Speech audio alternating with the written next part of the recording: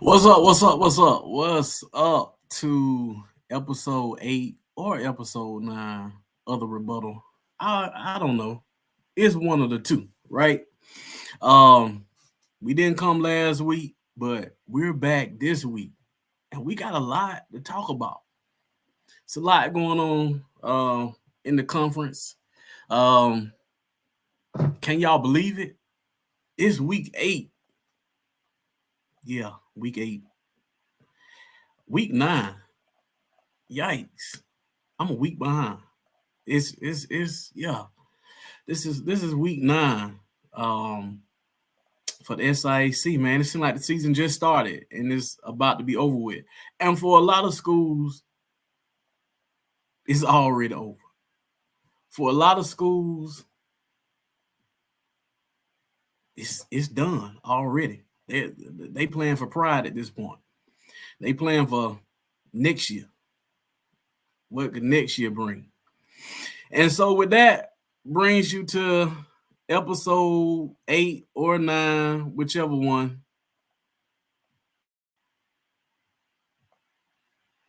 Rebuttal with Kendrick, Trick or Treat edition. So we'll start right off with last week's games. Tuskegee gets the dominant win over Central State. We'll talk about Tuskegee a little bit more later.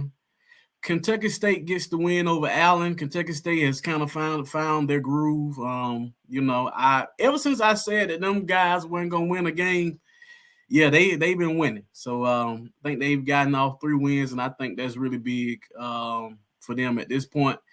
Edward Waters let one get away from them at Albany State. And we'll talk about that a little bit later. Fort Valley was for a minute in a dog fight with Morehouse. And I'm going to just pause here to say, Fort Valley, you know what? Sometimes I say things are a fluke, but maybe that's just who Fort Valley is this year. Maybe I take the Clark Atlanta game. I say, okay, they got caught with their pants down. Then the Allen game surprised me. Allen played them close. And then y'all for a whole quarter, I mean, it's 2021 with Morehouse. Yeah, maybe, just maybe, that defense is what it is at this point. And I think if I'm the Fort Valley Wildcat fans, I'm extremely nervous going into the Fort Valley State game this week, and I'm definitely concerned about Fort Valley going into the Albany State game. I feel like Fort Valley's weakness is Albany State's strength, and Fort Valley's strength is Albany State's weakness. So looking for a high-scoring game there. We'll get into that a little bit later. Then we get Lane and Savannah State. Lane dashes Savannah State's championship hope. They set their championship dream ablaze. Savannah State going into Saturday had a real opportunity to kind of muck things up and kind of backdoor their way into the SIAC championship game. Yeah, they can't do it no more.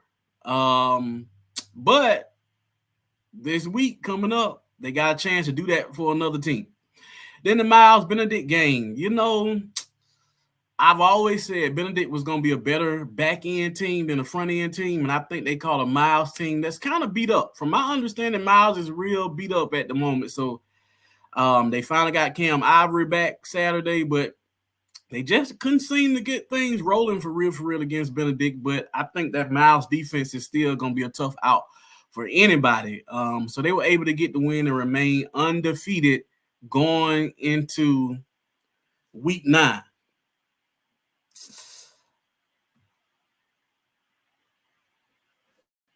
I'll go from there to what I feel is the game of the week. The game of the week this week, well, actually 2 games of the week, but this one means a lot to me. Tuskegee goes to Clark Atlanta. And for those of us who understand Tuskegee, the last time Tuskegee lost to Clark Atlanta was in 2006. Coach Slater's first year coach. He has a chance to win the SIAC. Only thing he has to do is knock off Clark Atlanta. And who can't knock off Clark Atlanta, right? Tuskegee rolls into Clark Atlanta. You see the headline. A lot on the line.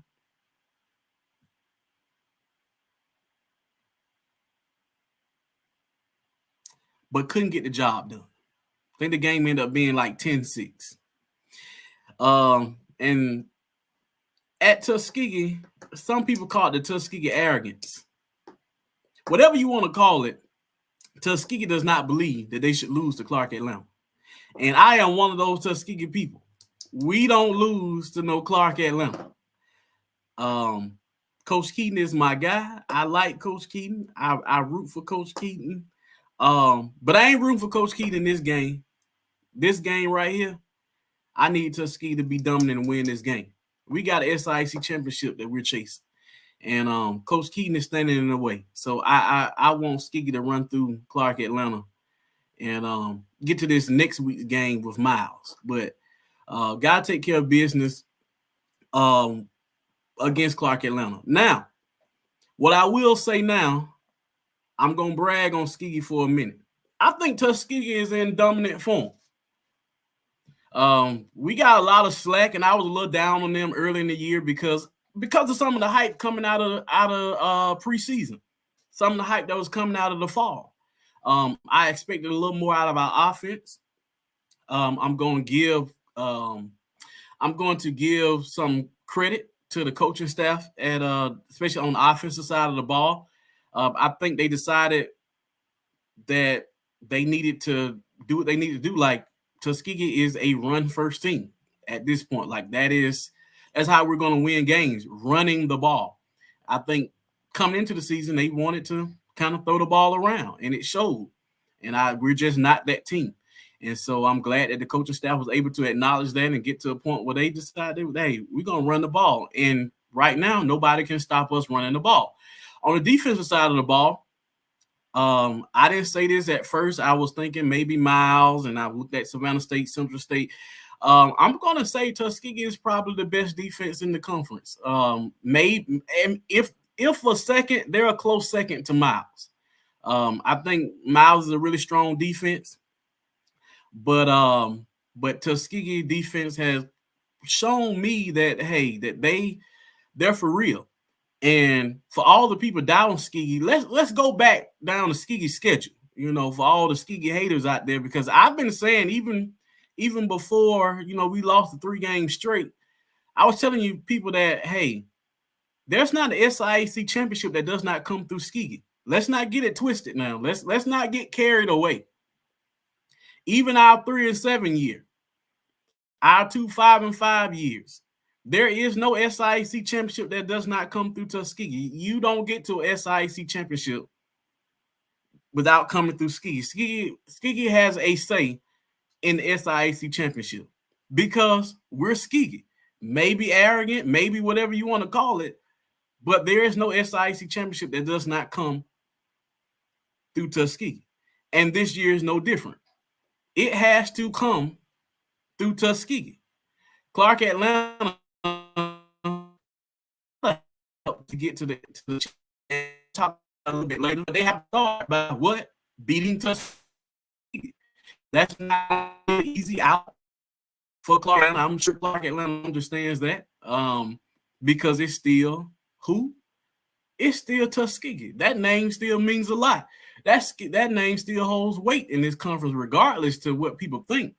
You look at our schedule. We lost a dogfight with possibly the best D2 HBCU football team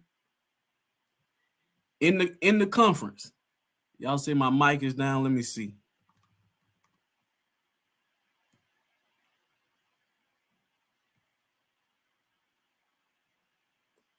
Testing. Yeah, it is a little low. All right, so hopefully that's better. Yeah, so where did I leave off at? Slight echo. Let's see if we can get it straighten out. How about now? Let me know if it's still messing up or not. But okay. Yeah, talking about how great ski is. Yeah, I mean that's a good place to start. But back to the point. Tuskegee lost a dogfight with Johnson C. Smith, which is the best D2 HBCU team. I mean, at this point, we know that. We didn't know that then, but we know that now. Then you get into a fight with a Grambling, a FCS team that you hold scoreless the second half. And just missed opportunities from a young team, because if we don't fumble that ball, that second, third play of the game, and if we catch the ball in the end zone, that was clearly a wide open touchdown that the tight end just dropped, we might have came out of the hole with a win. Then we drop a game to Savannah State, and I keep talking about we gifted Savannah State a game. We gifted them a game. They did not drive the ball on us.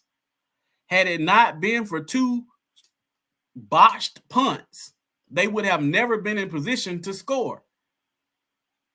We had a double-digit lead on them with about right at 7 minutes left in the game. And we gifted Savannah State a game. So this is, then from then on, Tuskegee has been pretty dominant in their wins, right? I thought Central State was going to be a good test for us, because I wanted to see had our offense really progressed against a quality defense. Central State is a quality defense. They are a quality defense, but the offense really went up there and dominated Savannah State. I mean, dominated Central State up front, and they ran the ball down Central State's throat, which I'm excited. The fact they did that at Central State's defense, I'm excited. Now, Sly said on the SIAC Talk Sunday, he was like, "Oh, we gave Keaton 2 weeks. Oh, we gave Johnny LC Cole 2 weeks." And I will be honest with you.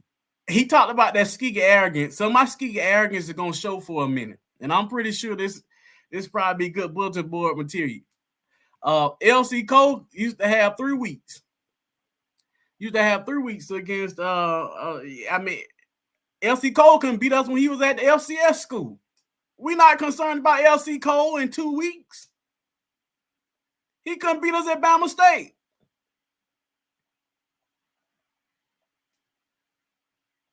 Couldn't beat us there. So I'm supposed to be afraid of LC Cole at Clark, Atlanta? I'm not.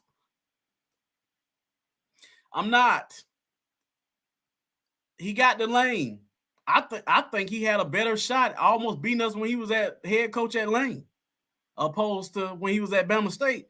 But he got the lane. I think he played us for homecoming. I think it was like a 6-0 game. The closest Lane got until Zyron Brown got there and beat us on our down year. But anyway, that's a story for another day. But yeah, okay. LC Cole, they got a week to get better. Congratulations. This is still Tuskegee. Stop playing on our time. Keaton has tied the record at 5 wins. I said at the beginning of the year. I said at the beginning of the year that he could get the 5 wins. Okay, he's already overachieved because I didn't have him beating Fort Valley to start the season off. I just didn't. In the game that I had him winning, they tied. They tied with Florida Memorial, and then I didn't have him beating Bethune-Cookman. So they have overachieved. He has 5 wins. I think he's going to get to 6 wins because he can beat Morehouse.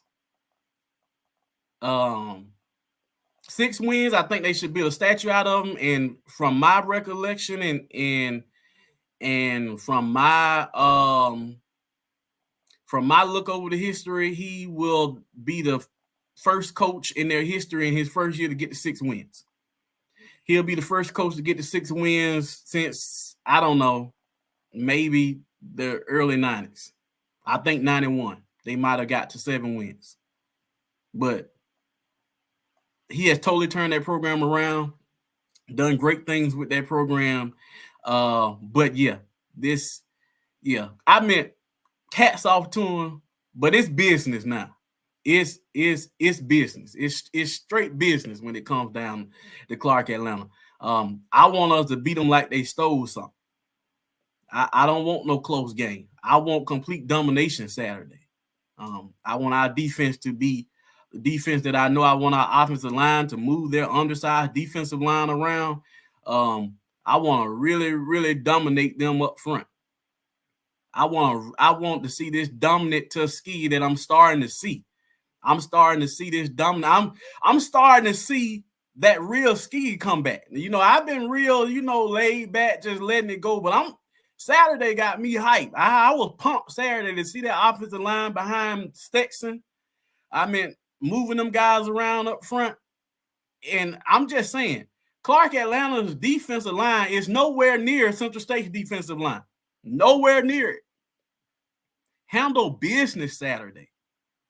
We haven't won the SIAC championship since 2017. In a few more years, that'll be 10 years. Tuskegee has now probably lost more games in the last 3 or 4 years than they lost the whole first half of my life. So I'm sick of it. But anyway, it's business Saturday. It's business Saturday. Miss Griffin said, "What's with the TU slow start?" I think they just had to figure it out. I think they had to figure who they were out. And I think that they're starting to get there. Lost a lot of pieces. You got a new offensive coordinator this year, new defensive coordinator, second year head coach. I mean, we had a lot of turnover with the coaching staff last season. And I'm just glad they're figuring it out. I'm glad. Mr. Jackson also said that I think with the transfer portal is making teams take longer to gel. Yeah, and Tuskegee kind of rebuilt their offensive line and it came kind of late. So with offensive linemen, it doesn't happen overnight. It takes communication and it also takes coaching staff learning each other, learning the strengths of their teams. Because like I said, coming out of the season, I felt like Tuskegee thought they were going to be able to throw the ball around on a lot of people. And that did not manifest. But going to be a really good game Saturday. But, it's all business. Now, let's get into, definitely lost Meeks. And not only did we lose Meeks, we lost Corey Petty too. We lost Vincent Hill on the linebacker side. We lost a couple of DBs. So the transfer portal really hit Tuskegee hard after last season. But I do think that we upgraded in some positions. Now, we did not upgrade in the wide receiver position because it's hard to replace a Petty. It's hard to replace a Meeks. But I think in some places we upgraded, especially on the defensive side of the ball from last season. So let's talk about the championship scenario for a second, because I've gotten some questions about it. A lot of people were saying, you listen to other people talk about the SIAC, they'll tell you that, it's 4 teams in Vi, and then it's 4 of them, 2 of them, the 4 teams play each other. So, it'll figure itself out. Well, that's not necessarily true, because the SIAC has a set of rules. And that's why y'all come to the rebuttal. And I don't talk about other conferences because I don't know nothing about nobody else's conference. For real. All I know is the SIAC. So, in all honesty, only 2 teams control their own destiny in this. That's Miles and Tuskegee. Nobody else controls their destiny because of how the schedule fell. The schedule fell in a way that Fort Valley and Albany State are at a slight disadvantage. Now, had Fort Valley beaten Clark Atlanta and been undefeated, they would have their own, they would control their own destiny. But then you're saying, Kendrick, how can that be until Tuskegee lost to Savannah State? How do they still control their own destiny? Because they have the number one team left on their schedule. And as simple as this: if Tuskegee runs the table and win Saturday and next Saturday, you're going to get a rematch of Tuskegee and Miles in the SIAC championship game, unless the conference comes out with an updated set of rules. Prior to last season, the SIAC hadn't updated the tiebreaker rules since 2011. And so the tiebreaker rules are really interesting. I had some questions from Albany State fans that was like, well, what if Albany State wins out and they only have one loss? Well, there's your problem. For Albany State, you have to root that Miles beat Tuskegee, because if Tuskegee beats Miles, you're out. Fort Valley has to root that Miles beat Tuskegee, because if Fort Valley wins out and Tuskegee still wins out, they're out. And so I'll show you the rules and why I say that. The 3 or more team tiebreaker rule. 3 teams or more tiebreaker procedure will first be used to identify one championship game representative. That's the key point to this. If there's a 3-way tie, then you're going to choose one first.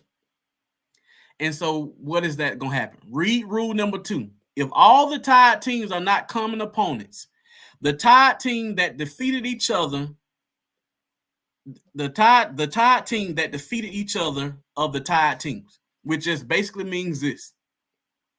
Because Tuskegee and Miles, this is if Fort Valley wins out, right? If Fort Valley wins out and they have one loss, and Tuskegee wins out, they have one loss, and Miles wins, Miles dropped the game to Tuskegee. There's 3 teams with one loss. Fort Valley is out because the number 2 rule. Miles didn't play Fort Valley, neither did Tuskegee play Fort Valley. So there's no head-to-head. But number 2, you take the teams that played head-to-head, right? So the first established team that gets in, because Tuskegee would have beaten Miles head-to-head, would be Tuskegee. So then you turn around and you put Miles versus Fort Valley. And here's where the problem is going to come. Number 3, win percentage versus all common opponents. Fort Valley is going to be out of luck, because why? They lost to Clark Atlanta, and there's nobody that Fort Valley has played that Miles has lost to. So they will not have a higher win percentage versus all common opponents. It would be Miles. Miles would get in over Fort Valley. Well, let's flip. What if Albany State wins out with one loss? The same rule applies. If Tuskegee wins and beats Miles and has one loss to Savannah State, and Miles has that one loss and Albany State has one loss, it goes right back to that rule number 2. If all the tied opponents are not common opponents, the tied team that defeated each other of the tied teams, Tuskegee would get in because they beat Miles, and Miles would get in because they beat Albany State head-to-head. You're out of luck. So the only way that this works out for Albany State or Fort Valley is that Miles win out. So if I'm Albany State and Fort Valley, I am Miles College Golden Bears fan. If not, they're going to be 2 really good teams sitting at home with one loss. Just the way the cookie crumbles. Now, for Clark Atlanta to get in, it's a little bit more difficult, because Clark Atlanta still has hope, right? But they also need a lot of help. Clark Atlanta not only has 2 wins Saturday, right? So they have 2 losses. Let me see if I got I think I got it somewhere. I thought I put the standings on here, but I probably didn't, because it's not up there.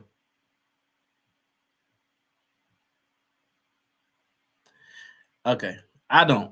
So let me go back. I don't know why. Stop glitching. There. No. Right. All right. So for Clark Atlanta already has 2 losses.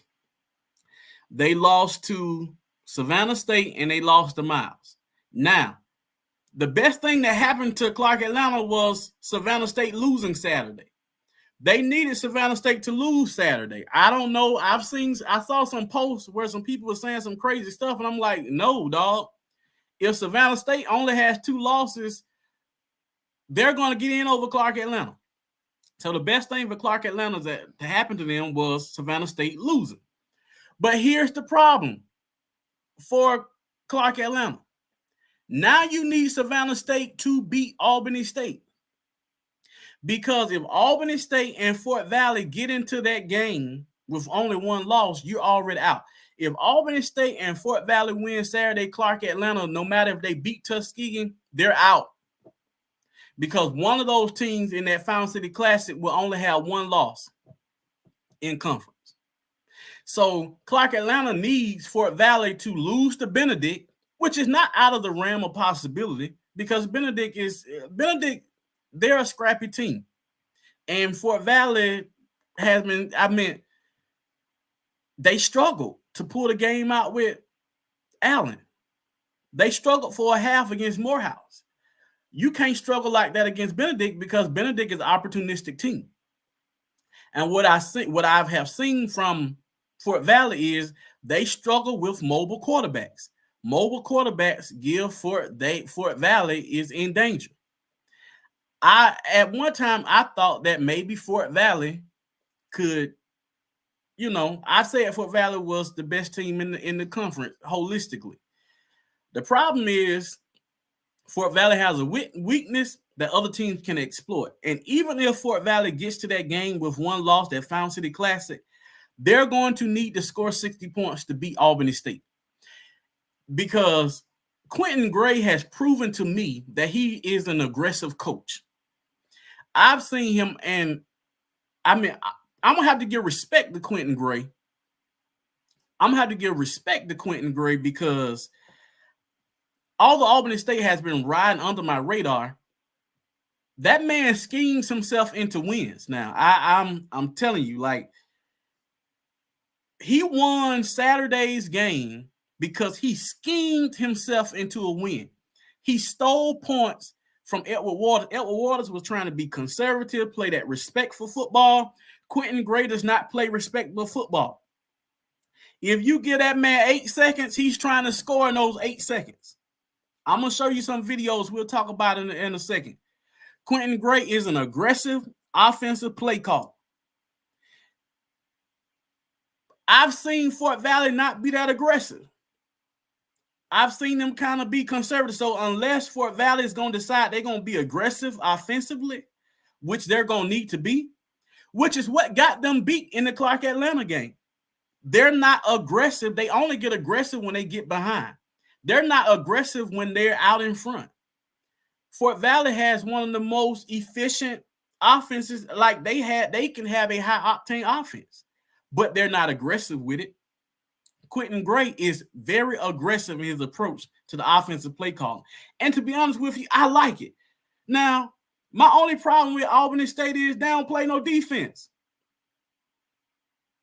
That's my one problem. I'm going to be honest with you. If Albany State had this offense and a Mike White type defense or one of those Gabe Gardina's defenses, if they had this offense, I think Albany State would be and could be, maybe not this year because I feel like they do have some weaknesses on the offensive line. But with this type of offensive mind, with some of the teams I've seen come through Albany State would be a national championship team. Albany State would be a national championship caliber team because he is an aggressive play caller. I've seen him beat 2 teams like that. Whenever Waters go back and they relook at this year, and they look at that Albany State game, and when Kentucky State look at that Albany State game, they lost that game because they got out-schemed by a coach that used every second and uses every opportunity that he can to put points on you. And he did.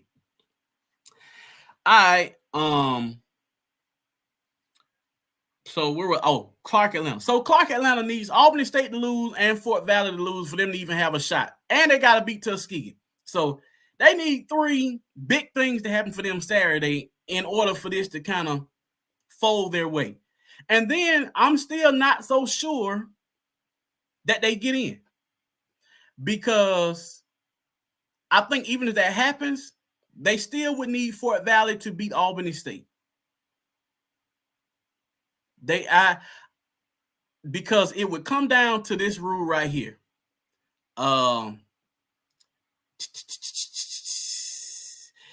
The rule number 4, head-to-head results versus common opponents based on the final SIAC standings, overall conference win percentage with ties broken in descending order to finish.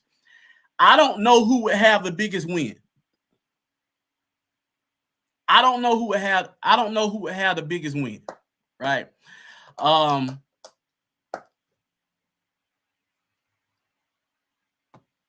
Now, Ja came in here talking his foolishness, and it's getting real close to the time that I don't fool with Miles folks.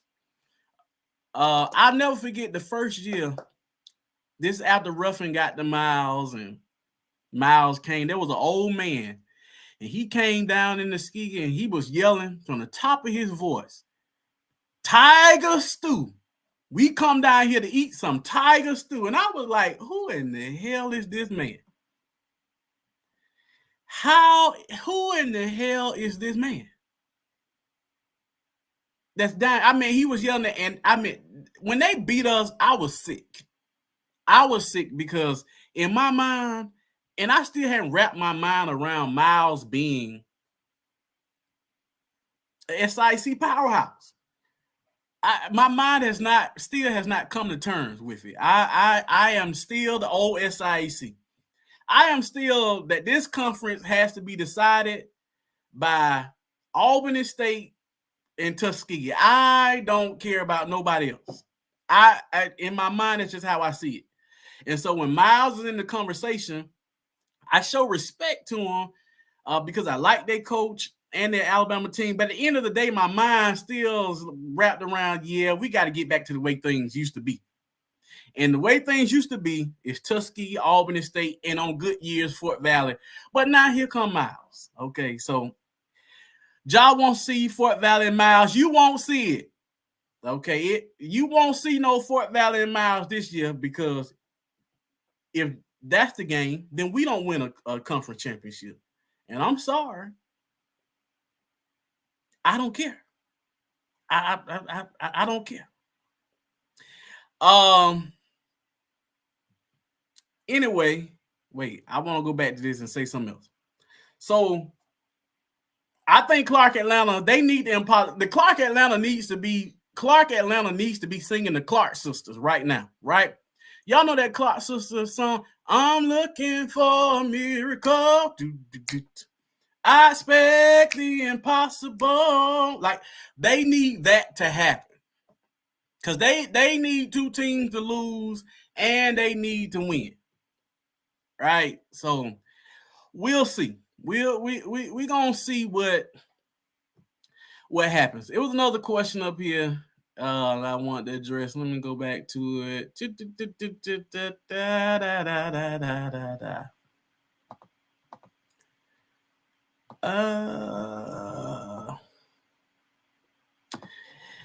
Is SIC going to get a team in the D2 playoffs? I'm going to be completely honest with you. Normally I am keeping up with that, but I have not kept up with that much this year. And the reason for that is because a lot of our teams outside of Albany State, I think Albany State is probably the only team, in my opinion, that played a playoff worthy schedule. Those FCS games don't count towards going to the D2 playoffs. Miles did schedule West Alabama, so I guess that was good. Miles can get in, and I'm gonna tell you how Miles can get in. If Miles wins out and gets to the SIC championship game and win that game, they're definitely in the playoffs. Do I want to see a Miles in the playoffs? Yeah.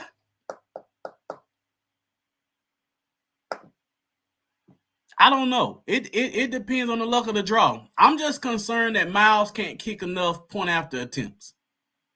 It already cost them a game at West Alabama. They missed 2 point after attempts. You make one, you tie the game. You make the other one, you win the game. Okay. I mean, against a really good West Alabama team, I think Miles' defense is strong enough for them to be competitive in the playoffs. But sometimes Miles concerns me offensively. So we'll see.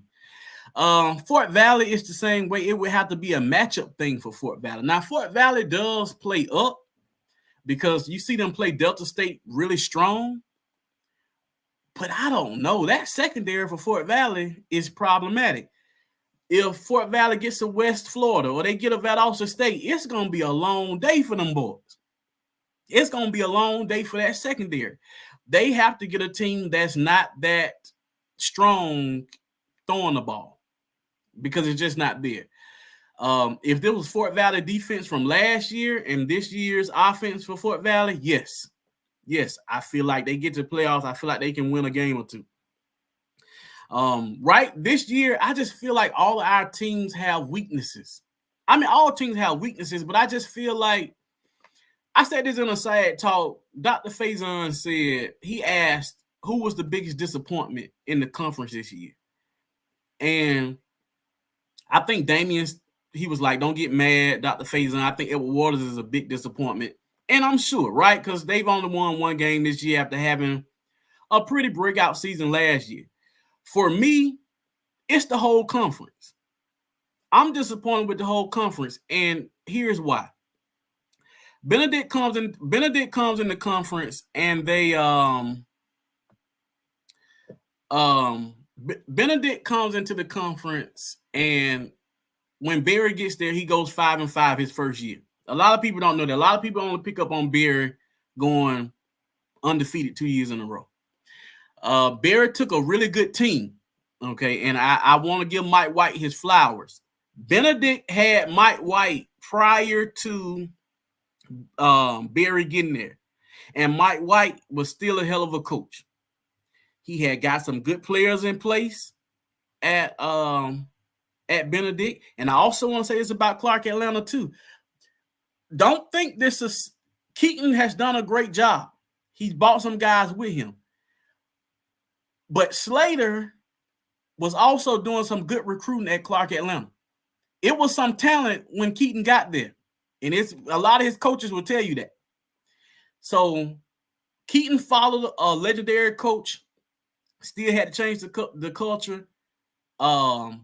Benedict, Barry followed a legendary coach in Mike White. And so when he got there, Phoenix was already there. So a lot of those players that he won with, in that first and second year, they were there when he got there. Barry was able to rally those guys, and of course, we all know he can motivate people like no other. So when Barry gets there, he goes 12-0. After his first year, I'm like, okay, the new coaches come in, the other coaches, they see the standard. I wanted to see our team take a step further.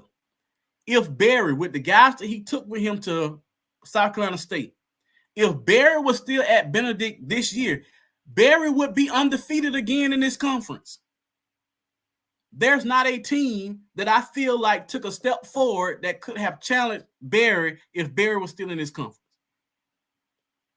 I don't see a team that could have challenged, and I'm talking about the guys that went with Barry that would have been playing for him this season. I don't see a team in this conference that could have challenged Benedict again. Barry would be undefeated in conference play for the third year in a row, and that's problematic to me. I don't like that. I wanted to see teams take a step further. The only team that I think could have challenged them, is the only team that challenged them the whole time he was there, was Miles. But it had to be a Miles team that wasn't hurt and beat up. So it depended on, it's just like how Miles is this time. When Miles got to Benedict this year, I don't know if the Miles that went to Benedict this year could have knocked him off. Now, last season, Miles disappointed me because you got a chance to knock off a team that went undefeated last year, beat you on your homecoming the year before that, and you take the lead. A minute and something left, maybe 2 minutes left in the game. You gotta knock them off. You had them on the ropes. You had Benedict on the ropes, and I wanted Miles to finish that game. That's why I wanted a Miles Benedict champ. I knew that Tuskegee was not in a predicament to take on Benedict last year. I didn't want to see Tuskegee in the championship game last year. I wanted Miles to get there. Then Miles goes to Albany State and forget how to play football. I understand they were dealing with injuries and, it still don't account for 48 points that Albany State put on them. It don't account for that. The only chance to beat Benedict last year was Miles getting back to the championship game. But anyway, enough out of that. Benedict still would have dominated this conference this year because I don't think a team took a step forward to challenge them. And yeah, it just is what it is. So definitely, it would have been a three-peat. That also in West Alabama are the only two teams in the Go South in the first regional rankings. So West Alabama was doing good. They lost to Delta State, and Delta State took a surprising loss to North Greenville. And North Greenville is a team that Benedict played pretty close. Benedict fall around with North Greenville, so that's why I'm not so sure about that Fort Valley Benedict game. The GSC is as weak as they've ever been. I'm going to use my words very carefully here. The Gulf South is a weak conference from what it used to be. It used to be a really strong conference. They're losing teams. They're hemorrhaging. They're on the ropes. Valdosta State had dropped down. They weren't as strong as they used to be. I think now they're getting back into stride. You got West Florida that has made it clear they're on their way out. Valdosta State is trying to come to some conclusion about getting out and going to FCS because North Alabama, West Georgia, all those teams have already left. And so you see the GSC kind of reeling and rocking. And Delta State, as an institution, is going through problems. Real serious problems. I talked about this the last time I was on about Delta State and how we don't know in 5 years if Delta State will even be around, if they don't get some things to change. So I was really hoping that we had some teams to really challenge them, to really make some waves in there. But I don't think our teams are strong enough at this point. And there's a lot of reasons behind that, but it just is what it is at this point. So that's a little disappointing, disheartening for people like me who sit around and been, in this a long time, that it is like, yeah, that's pretty rough. All right, moving on. I think this is a good segue. How good is coaching in the SIAC? Send me that message privately, and I'll tell you, because I don't want to be said that I was talking about a coach and the job that they're doing. But I'll tell you what, I've seen better, and I've seen worse too. So this is not the best coaching that I've seen in the conference, but it damn sure ain't the worst coaching I've seen in this conference. But it is what it is. All right, so the future for Coach Porter and Central State. I'm going to say this, and I want this to be said. So don't clip this and say that I was saying that this man should be fired. All I'm saying is, when you hired Coach Porter, I don't know what you expected. When I heard that Coach Porter was getting the Central State job, I asked myself, me, personally, I'm pretty sure he's a good guy, and I'm not in the business of trying to get coaches fired. I'm not in the business of calling for coaches fired. Well, let me say this. Really early on in my writing career, I wrote an article about Coach Barlow in the Montgomery Advertiser that it was time for him to be fired from Alabama State. That was my first and last time doing that. Because these people have families, they have people that love them, they have assistant coaches, everybody trying to eat and survive, and especially in this world, right? But at the end of the day, it's also still a business. I don't know, when Central State hired Coach Porter, I was confused because yes, he won a championship at Fort Valley, but it was one of those questionable years that he won a championship. It was like during that transitional period of Albany State, where Albany State was just down. It wasn't like Fort Valley was just good. Albany State was just down. That division format didn't allow for the two best teams to play, and they happened to catch a losing. Kentucky State got to the championship game that year with a losing record because God just smiled on that old white man, and somehow they beat Miles the week before and they came down and blocked the kick on our homecoming and won. It was horrible. That was a horrible season. That was the 2016 year. That was a horrible year. So Coach Porter gets a SIAC championship game that year. So you can't take that away from him. I don't take championships away from team. It's still congratulations to him. Then the next year was there, but it was also a carousel of quarterbacks, and it just was not Fort Valley brand of football. So when he got hired at Central State, I personally was a little confused. Okay. So the first year, yes, the program was, and I will say this, I thought the program was trending up a little bit because Cedric Pearl was there before Porter. Cedric Pearl is a Tuskegee guy, so I probably have a little biasness towards him. But anyway, they fired Cedric Pearl and they hired Coach Porter. And in my opinion, I was like, you might as well have kept Coach Pearl. I didn't see the difference in coaching to fire Pearl and to hire Porter. To me, it was not an upgrade in coaching. It was a similar type of coaching pedigree, in my opinion. Okay. But anyway, he gets the job.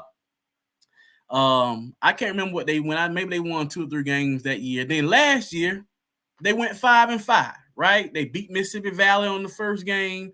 Then they end the season on a 4-game winning streak. Well, this year, it's been tough sledding. They won 1 game. They beat Savannah State. And going back and looking at that game, Savannah State is probably kicking themselves because they started chasing points.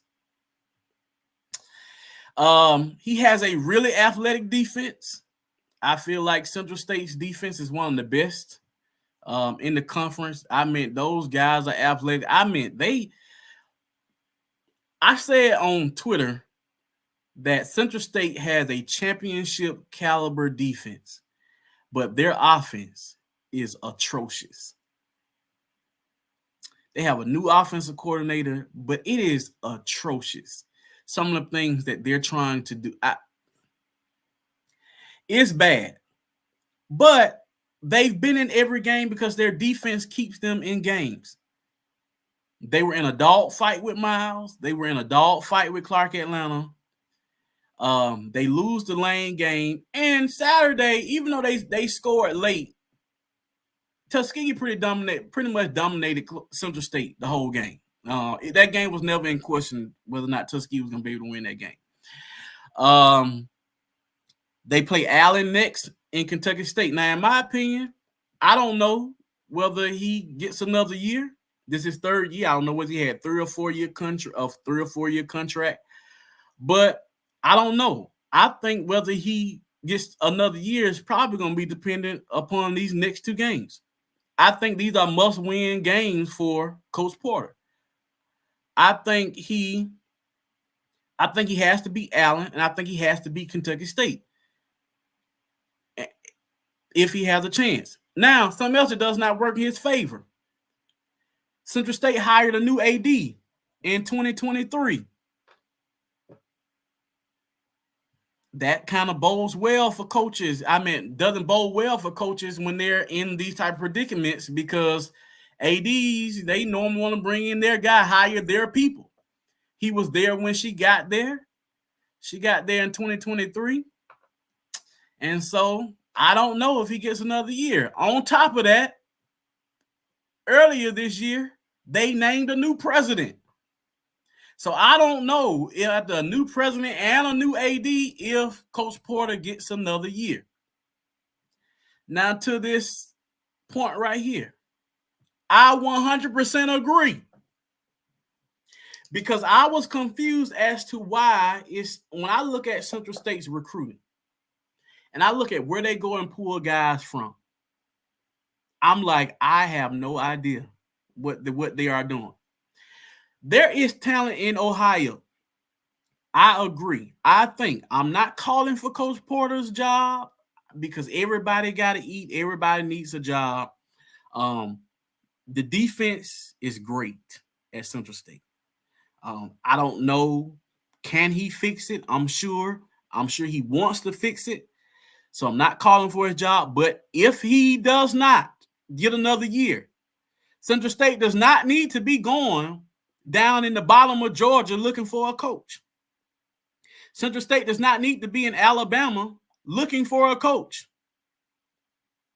They don't need to be in Florida looking for a coach.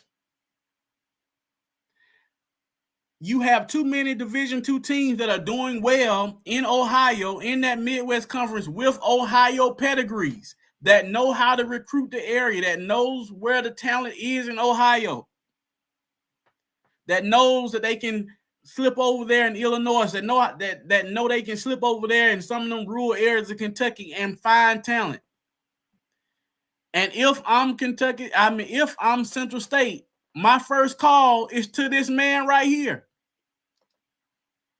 He's the defensive coordinator at Tiffin.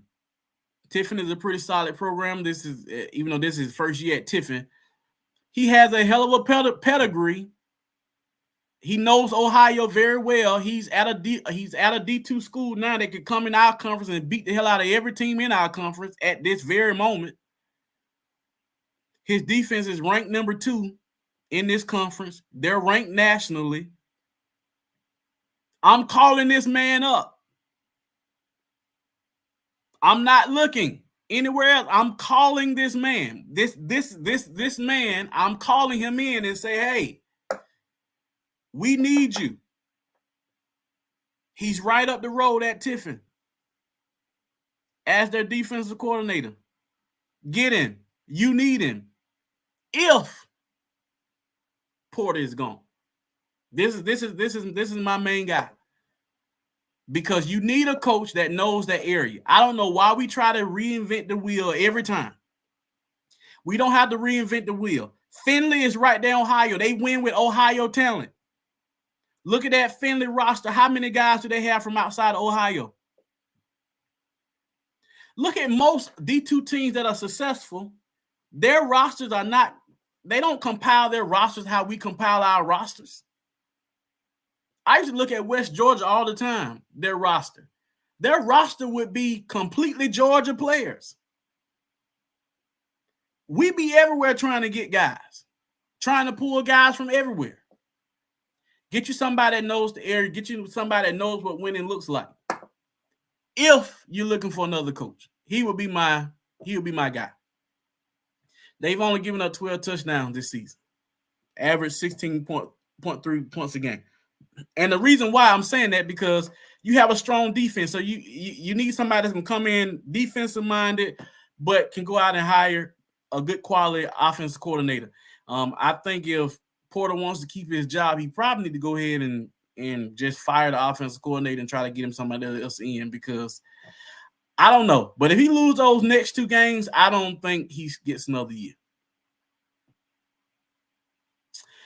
In other news, Joshua C. Jackson is now the sports information director at Savannah State. That's big time news. He was the sports information director at Edward Waters until a few months ago, and whoop. Now he's at Savannah State. So good job. I'm glad to see Savannah State got somebody. I think he's going to do a wonderful job for Savannah State. Hope they give him the resources he needs. Also, my guy, A.D. Drew, is now the SID and marketing manager at Morehouse. Now, I'm not going to call him a trader. You know, he's a Tuskegee man, and he's also a FAMU man. Now, I don't hold that FAMU against him because y'all know I'm not a FAMU fan. I'm not a fan of those Florida A&M Rattlers, okay? But he's a Tuskegee man. He's coached at Tuskegee, so he's all right with me. But now he's over there with those Maroon Tigers and whatever. So congratulations to him in that. Also, Coach Kelton at Savannah State. I don't know. I've been asked this a couple times. BJ Jones wrote an article and he mentioned Coach Kelton's name at the beginning of the season when he wrote like coaches on the hot seat. Now, I personally don't feel like Coach Kelton is on the hot seat. That's just my personal opinion. People have said, so I've even think maybe it was you, Blue Jacket, that even said you heard rumblings. So I've heard rumblings prior to them getting going. I think the Tuskegee win was good. He needed the Tuskegee win. But I think to really solidify his job, I think he has to win Saturday. I think he has to win Saturday. I think that's a must-win game for him. I don't think he's on the hot seat, but just in case, I would definitely tell Kelton, you need to get this one. I think beating Albany State and a Tuskegee in the same year. I mean, you can look back on it because you beat Clark Atlanta, one of the hottest teams in the conference. I think you got to beat Albany State and you beat a Tuskegee, and you beat a Tuskegee that's going to go on to be the SIAC champion, right? All my Tuskegee people, y'all agree, right? Tuskegee going to go on to be the SIAC champion, so we're going to clap for that. Clap it up. So I think that you beat Albany State. I think you're good. But I don't know. You lose to Albany State. Yeah. And let's talk about the Savannah State Lane College game, because watching that game Saturday, Lane and Albany State are two of the most aggressive play calling offense. Their offensive coordinators are very aggressive. They're very aggressive with how they call games. I agree, Blue Jacket for life. I will say I was rooting for Lane because I was trying to catch up in my pick'em league. I saw everybody had picked Savannah State to win, so I needed to make some waves to try to get back into the top 3. So I picked Lane to win. Everybody was picking Savannah State, and I mean, nobody picked Lane. So I was like, let me pick Lane, and hopefully I catch one. When Savannah State went up 21-7, I thought they were about to open that lead up. But memo to teams, I don't know how much film people watch. If you watch any film out there, Lane does not give up. Lane College will play you and fight you to the very end. And they got some playmakers. You know, Lane reminds me of one of those backyard type teams. You know, they just pitch it around. They'll play you, and, you know, you mess around and take a play off. They got you.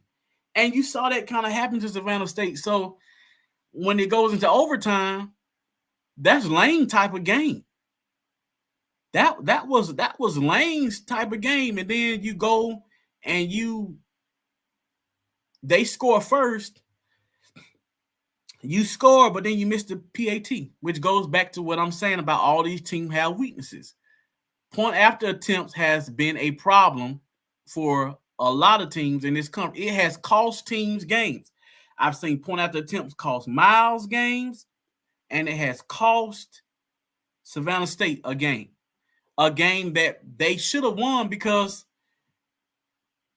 in my mind, Savannah State, you had SIAC championships.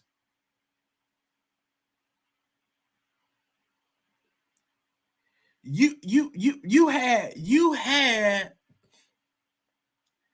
an opportunity to muck this thing up to get to SIAC championship game.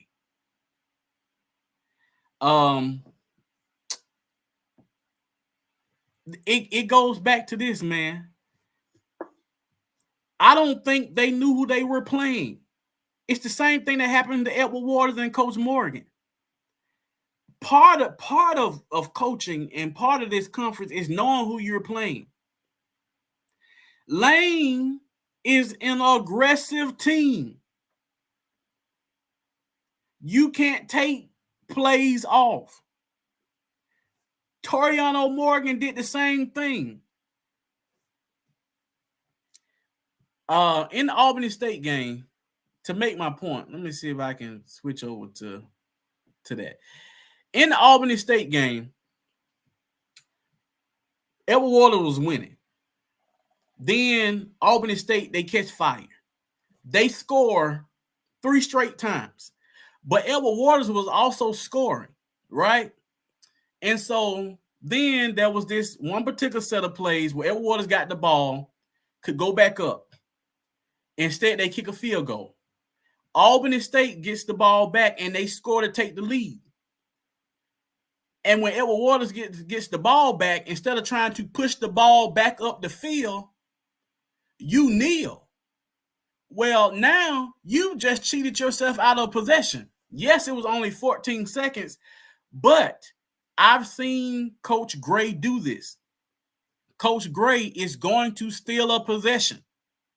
You gave him a possession because you kneeled instead of trying to get points. Your defense could not stop Albany State. Every time you touched the ball, and their defense couldn't stop you. Every time you touch the ball, you got to be trying to get points because the moment he can steal a possession from you, he's going to steal it. And that's what they did. They stole a possession, got the lead, and you were never able to catch up because you could not stop them. When you're playing an aggressive play caller, you cannot play non-aggressive. Like, I think he was like 4th and 5 or something like that. Go for it, coach. In my opinion, if you're Edward Waters, you only won one game. Your job is not on the line because you got an extension last year. So I'm pretty sure Edward Waters is not trying to pay you out of that extension that they just gave you. So play for the win. You have to be aggressive. And if Savannah State wants to win Saturday, Nick, they're going to have to be aggressive. You're not going to beat Albany State not aggressive. I think that's what makes me nervous for Fort Valley. I don't see Fort Valley being aggressive against Albany State. Quentin Gray has proven to me he's a great offensive mind. And you mix a great offensive mind with aggressiveness like a Keaton. Keaton is aggressive offensively. You can't play conservative football against high-powered, high-octane offenses. So if Savannah State go out there and play conservative and try to play like they were doing with Lane, they're going to lose again. And then maybe Coach Kelton, I don't know. If I was AD at Savannah, I probably would give Coach Kelton another year. I didn't answer this about Central State because I don't call for coaches' jobs, but I don't know if I'm put on my AD hat, I don't know if I would. I don't know about Porter. I think it would depend on the last 2 games. I wish Tuskegee was more aggressive. Yeah, I wish they was. I don't think we have the firepower to be more aggressive this year. Right. I don't. I think we have to play. So when you look at Miles and Tuskegee, I think there's a similar kind of path with us offensively. We just have to run the ball. We can't get into those knockout, drag out, let's go behind the house and duke it out type of fights. I don't. We're just not built for that because we can have a mishap. And once we get a mishap, I don't think either one of our offenses are built to catch up. But Savannah State, they can hit the big play. Clark Atlanta can hit the big play. Fort Valley can hit the big play. Albany State can hit the big play. So for Fort Valley, because you can match a team's offensive firepower, I think they have to be more aggressive. For Tuskegee, the key to winning that game is going to be to control the clock. For Tuskegee, that game got to be real boring, right? You got to keep David Wright on the sidelines. You got to keep him off the field. So you want to play a Slater type of game. If you're Tuskegee against Clark Atlanta, you got to bore that game. That game got to be so boring. A first down here, 4 yards here, 5 yards here. You know, that game got to be boring if you can come out there, because I don't see us with the wide receiver core to be able to go out and go point for point with anybody. We don't have that. 2 years ago, we did. Even last year, to a certain extent. We could go point for point, but I don't see us being able to go point for point this year. So I think we have to kind of bore those games out. I think at the beginning of the year was horrible. I think it was bad. I'm one of those people who felt like the offense was fine. I didn't feel like we needed to bring in an offensive coordinator. Now, this is no knock to Harry. Harry is a Tuskegee grad. He's a Tuskegee guy. But I'm just saying, look at what he did at Morehouse and look at what he did when he was at Bama State. And so I was confused about us bringing him on. But whoever made that decision to bring him on, I guess they know better than me, you know. So I was confused about bringing Harry Williams on to call plays, and you kind of see that at the beginning of the year, like it was, you know, it was rough. I mean, it still has moments where I'm like, I don't know, and so I thought the offense was fine under James calling the plays. I think James is a better offensive play call, and James may be a better offensive play caller than head coach. I don't know, but it was just one of them things that I wasn't completely sold, and I'm still not. And I hope that answers the question as honest as I can be on that. You may have seen it. Tuskegee. The lights are up. The lights are up at Tuskegee. The band was practicing up under them last night. Looks really nice. Can't wait for our first night game at Cleve Abbott. This is an article from 1926. 1926, Cleve Abbott was begging Tuskegee to put him lights. The stadium was built in 1924. Cleve Abbott, his own words, Tuskegee Institute is always gratified to have such tangible expressions of appreciation made toward the development of our work by its graduates and former students. Our students and staff members will be very happy to know of this contribution, and we hope that before very long, this and other improvements may be made on our alumni bowl. Has been reasoned for some time by Coach Cleve Abbott and members of the athletic staff committee that night games, I can't see over the slide, that night games at Tuskegee Institute will be beneficial. It would attract large attendance. Furthermore, the early season climate favors night games.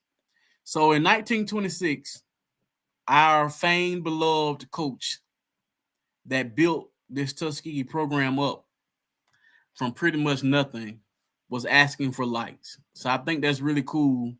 And I hope that when we have our night game that we honor him because this is his dream manifested and brought forth. So it's really cool to finally have likes at Tuskegee. Long overdue. So glad to see that. I believe in giving accolades to there. So shouts out to Coach Ruffin for being committed to making that happen, and fighting the fight to make it happen. Things are not as easy to come by. And it's not because of a money situation. It's just from a perspective of where does an administration see value. And so right now we have a president that sees value in athletics. And so I think the rest of the conference should really be nervous because Tuskegee's on a win of you're going to be looking for a job type of perspective right now. And that's really big. So I think you have a couple of presidents in the conference. You look at Dr. French, you look at Dr. Faison, I think now Dr. Brown, and even Dr. Artis at Benedict. They won't. I mentioned Dr. French at Clark Atlanta. So yeah, I think we have some presidents that's really going to try to push some things forward in athletics. So that's really big. That's really big in the conference. We talked about that Clark Atlanta game. But let's go back to the game for this week, and we're going to get out of here. I think we hit most of the points. So this week, game of the week, Tuskegee Clark Atlanta. That's a big time game. 12 o'clock Alabama time. I will be in attendance.